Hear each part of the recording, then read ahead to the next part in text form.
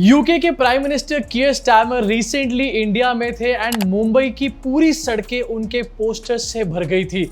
ऐसा लग रहा था यहाँ पर किसी चुनावी रैली के लिए आए, एमएलए वगैरह का कोई टिकट शायद मिल गया इनको। अच्छा हुआ रेखा गुप्ता इसके बीच में वहां पर नहीं पहुंची, नहीं तो अपने हाथ से सारे पोस्टर फाड़ डालती। मतलब इतने पोस्टर तो स्टारमर के यूके चुनाव में टोटल नहीं लगाए गए होंगे जितने हमारे टैक्स पेयर के पैसे से महाराष्ट्र की सरकार ने और सेंट्रल गवर्नमेंट ने मिलकर के यहां पर लगाने का काम किया था। तालियां हो जाए भैया, टैक्स का सही इस्तेमाल किया जा रहा है यहाँ पे। मतलब पहले अंग्रेजों को लगान दो, उसके बाद इंडियन गवर्नमेंट को टैक्स दो, उसके बाद इनके पोस्टर लगाने के भी पैसे दो। अपनी भैया आत्मा इनके नाम क्यों नहीं कर देते, हमारी आत्मा को ही बेच दो। फिर इन पोस्टर्स को देखने के बाद शायद स्टारमर जो है वो बहुत ज्यादा ओवर एक्साइटेड खुश हो गया एंड खुशी में हिंदी बोलने लग गया। हिंदी बोलने का वीडियो आपको दिखाऊंगा एंड उसका रियल पर्पस भी आपको दिखाऊंगा एंड आईटी सेल का चोमूपन भी दिखाऊंगा। लेकिन उससे पहले दोनों नेता यहां पर मिलते हैं एंड मोदी जी राजभवन में कीयर स्टारमर को वेलकम करते हैं। दोनों की फोटोबाजियां यहां पर होती है, वीडियोस भी सामने आती है, लेकिन वीडियो का ऑडियो सामने कब आएगा? कौवे के काव काव करने की आवाज आ रही है वीडियो में पीछे से। मोदी जी की आवाज से बेटर है क्या कौवे की आवाज? मोदी जी का ऑडियो सुनवा दो कोई हमारे को। इसी के साथ कीयर स्टारमर की हिंदी वार्तालाप जरा आपको यहां पर सुनवाना चाहता हूं। मुझे यहाँ आकर बहुत खुशी हुई। वाह भैया वाह, कीयर स्टारमर ने हिंदी बोल दी भाई। अब हमारी जिंदगी बदल जाएगी पूरी तरीके से। अब गरीब से गरीब आदमी के जेब में भी 15-15 लाख रुपए से कम तो अकाउंट बैलेंस होगा ही ना यहाँ पे। अब मोदी जी के सपोर्टर इतने महान है कि इसका क्रेडिट भी मोदी जी को देने लग गए। मतलब कीयर स्टारमर ने यहाँ पर एफर्ट डाली, वो हिंदी सीखा होगा, लेकिन तारीफ मोदी जी की हो रही है। एक यहाँ पर हैंडल लिख रहा है, जो अंग्रेजों से हिंदी बुलवा दे वो मोदी। सरदर्द की 10 गोलियां भी खा लोगे तभी भी इनके मूर्खपने से होने वाला सरदर्द तुम्हारे सर से जाएगा नहीं।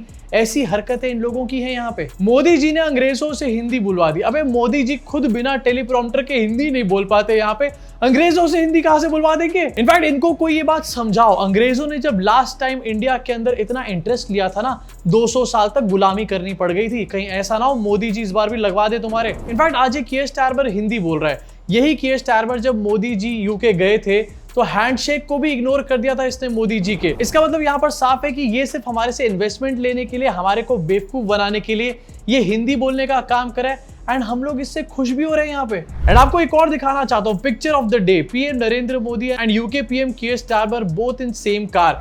मतलब साथ में सेम गाड़ी में बैठ जाएंगे तो पिक्चर ऑफ द डे बन जाएगी, उसमें लिट का इमोजी लगा देंगे तो मोदी जी का डंका बज जाएगा। ये गाड़ी में बैठने से कौन सा डंका बज रहा है मोदी जी का, मुझे समझ नहीं आ रहा। एंड मैं आपको दिखाना चाहता हूँ रियल रीजन हिंदी में बोलने का। मुझे यहाँ पर आके बहुत खुशी हुई। When we leave India later on tonight, I expect that we will have secured major new investments, creating thousands of high-skilled jobs in the sectors of the future. For both of our nations. इसके कहने का साफ मतलब ये है कि कीयर Starmer India में investment लेने के लिए आया था। ये भाई क्या कंफ्यूजन चल रहा है, मुझे समझ नहीं आ रहा। इंडिया की कंपनीज अगर यूके में इन्वेस्ट करेंगी, वहां पर अपने बिजनेस को एक्सपैंड करेंगी, तो वहां के लोगों को रोजगार मिलेगा ना। मतलब बाहर की कंपनीज भी बाहर इन्वेस्टमेंट करें, बाहर के लोगों को रोजगार दें। इंडियन कंपनीज भी यूके में जाकर इन्वेस्ट करें, वहां के लोगों को रोजगार दें। तो इंडिया में कौन इन्वेस्टमेंट करेगा? इंडिया के लोगों को जॉब कैसे मिलेगी? इनफैक्ट ये ट्वीट भी देखो, our deal with India means more investment in the UK, thousands of new jobs across the country, more money for you and your family. India में आकर के ये पैसे लेकर के जाने का काम कर रहा है। ये ठीक वही वाली स्कीम है जैसे कि ब्रिटिशर्स इंडिया में आए थे, इंडिया को लूट करके गए थे एंड उस चीज को यहां पर सेलिब्रेट किया जा रहा है। भाई तालियां हो जाए इनके लिए, इनके दिमाग के लिए। एंड दूसरी तरफ मोदी जी एंड बीजेपी का स्वदेशी movement, made in Bharat, make in Bharat, इसका आखिरकार क्या हुआ? अब अगर इंडियन कंपनीज इन्वेस्ट करेंगी बाहर जाकर के तो बाहर ही एक्सपेंशन करेंगी, इंडिया में तो एक्सपेंशन करेंगी नहीं, तो आखिरकार स्वदेशी कैसे होगा मोदी जी? मतलब मोदी जी यहां पर कह रहे हैं कि इंडिया में बने सामान इंडिया में ही यूज हो, इंडिया में ही मैन्युफैक्चर हो, सब कुछ इंडिया में ही हो जाए, स्वदेशी स्वदेशी। लेकिन दूसरी तरफ कीयर स्टारमर को इंडिया बुला करके इंडियन इन्वेस्टमेंट बाहर कराई जा रही है, बाहर कंपनियां सेटअप कराई जा।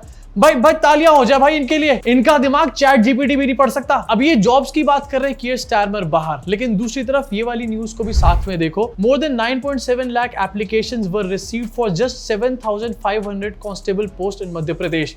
कांस्टेबलों की भर्ती निकली 7500 भर्तियां एंड 9.5 लाख के आसपास एप्लीकेशंस उसकी आई हैं। बड़े से बड़ा क्वालिफाइड बंदा भी यहाँ पर कांस्टेबल बनने की कोशिश कर रहा है एंड फिर भी यहाँ पर जॉब्स नहीं है। एंड दूसरी तरफ और जॉब्स बाहर किस तरीके से चली जाए, मोदी जी इसका इंतजाम कर रहे हैं। अब इसी के साथ बायलैटरल टॉक्स हुई सेटा यानी कि comprehensive economic and trade agreement पर इन्होंने बातें करी यहाँ पे।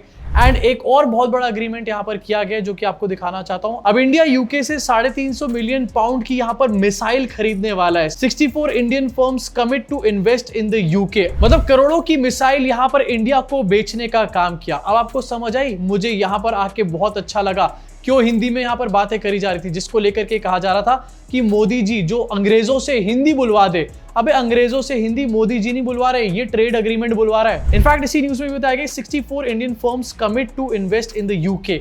अब ये 64 इंडियन फर्म्स स्वदेशी के मैटर में ये इंडिया में ही इन्वेस्ट करती, इंडिया में ही जॉब्स प्रोवाइड करने का काम करती, लेकिन अब ये बाहर जाकर के इन्वेस्टमेंट करने वाली है। मोदी जी ने कहा था वो स्विस बैंक का पैसा लेकर के आएंगे, लेकिन यहाँ पर देखने में लग रहा है कि वो बचा कुचा पैसा भी बाहर लेकर के जाने वाले हैं। अब ये सेटा जो है इंडिया और यूके के बीच में रिसेंटली साइन किया गया फ्री ट्रेड अग्रीमेंट था, जैसे कि आपको अच्छे से याद होगा, जिसको लेकर के कहा गया था अब रेंज रोवर सस्ती हो जाएगी।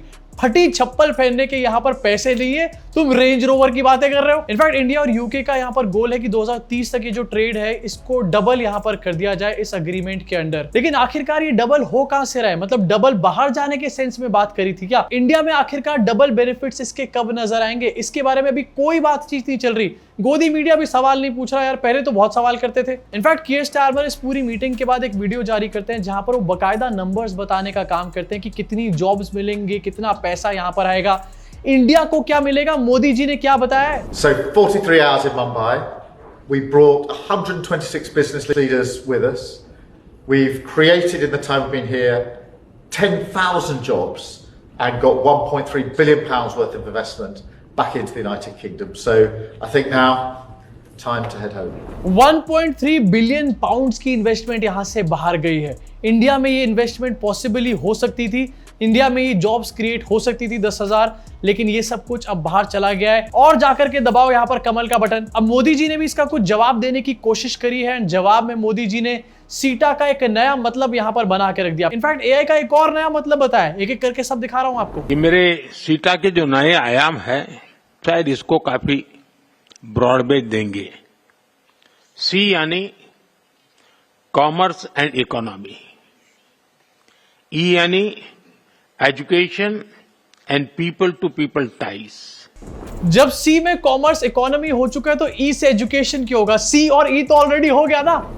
टी यानी टेक्नोलॉजी एंड इनोवेशन, ए यानी एस्पिरेशंस।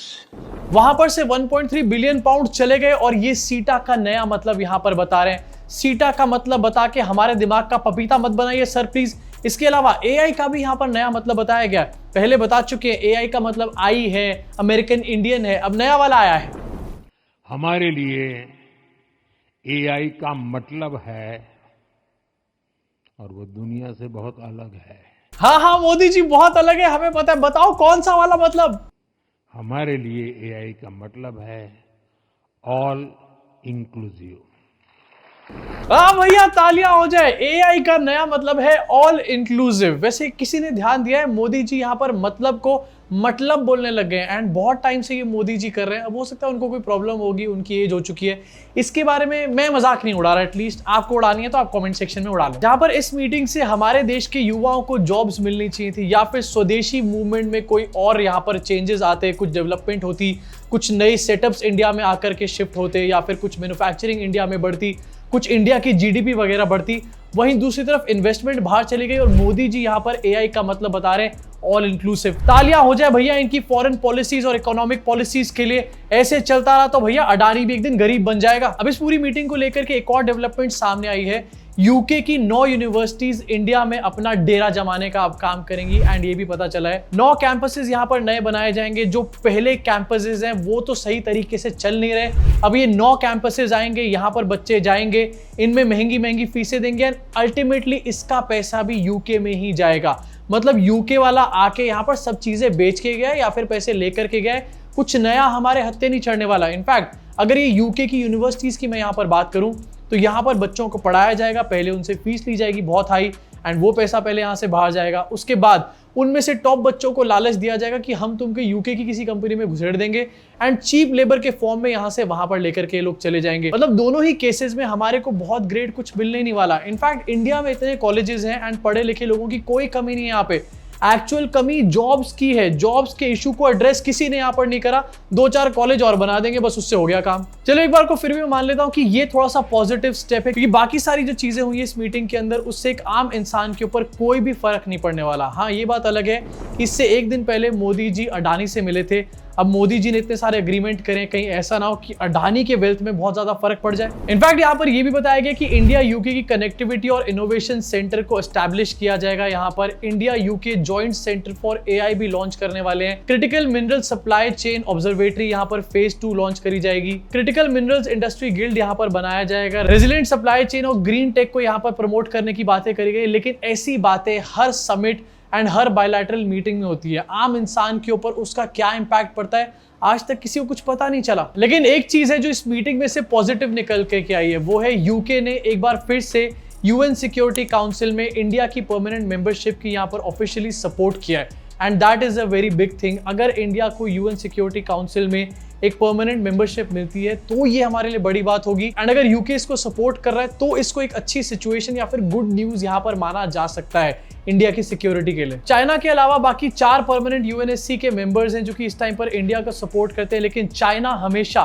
वीटो पावर दिखा देता है इसके अंदर एंड इंडिया को परमानेंट मेंबरशिप यहाँ पर नहीं मिल पाती। अब यूएन सिक्योरिटी काउंसिल के लिए यहाँ पर यूके ने बैक किया, लेकिन कीयर स्टारमर जब इंडिया आए थे उससे ठीक पहले एक और बहुत बड़ा स्टेटमेंट था जो कीयर स्टारमर ने दिया था एंड उन्होंने ये बात यहाँ पर बोली थी कि इंडियंस के लिए वीजा रिलैक्सेशन नहीं होने वाला है यहाँ पर। इनफैक्ट आईटी सेल आपको ये दिखाने की कोशिश कर रहा है कि यहाँ पर H1B वीजा पे देखो कितनी बड़ी फीस लग गई है। उसके बाद कीयर स्टारमर जो है इंडियंस को बाहर लेकर के जाने वाला है, लेकिन कीयर स्टारमर ने पहले ही बोल दिया है कि वीजा रूल्स के ऊपर कोई रिलैक्सेशन नहीं मिलने वाला। इलीगल इमिग्रेशन यूके के अंदर एक बहुत बड़ी यहाँ पर प्रॉब्लम है, इसको काफी ज्यादा सीरियसली यहाँ पर लिया जाता है एंड इस वजह से इंडियंस के ऊपर वीजा रूल को रिलैक्स नहीं किया जा रहा। मतलब एक तरफ से हमारे ऊपर H1B वीजा पे इतनी बड़ी फीस लगी हुई है, दूसरी तरफ से हमारे को वीजा के ऊपर कोई रिलैक्सेशन नहीं मिल रहा है, तो आखिरकार ये हवाई बना के क्यों दिखाई जा रहा है हमारे को? बताओ, कीयर स्टारमर इंडिया आने से पहले इतना बड़ा स्टेटमेंट देते हैं इंडियंस के ऊपर कोई रिलैक्सेशन नहीं मिलने वाला, उसके बावजूद भी इंडिया आते हैं 1.3 बिलियन पाउंड्स की इन्वेस्टमेंट यहां से लेकर के जाते हैं एंड इंडिया में बैठा हुआ गोदी मीडिया, आईटी सेल,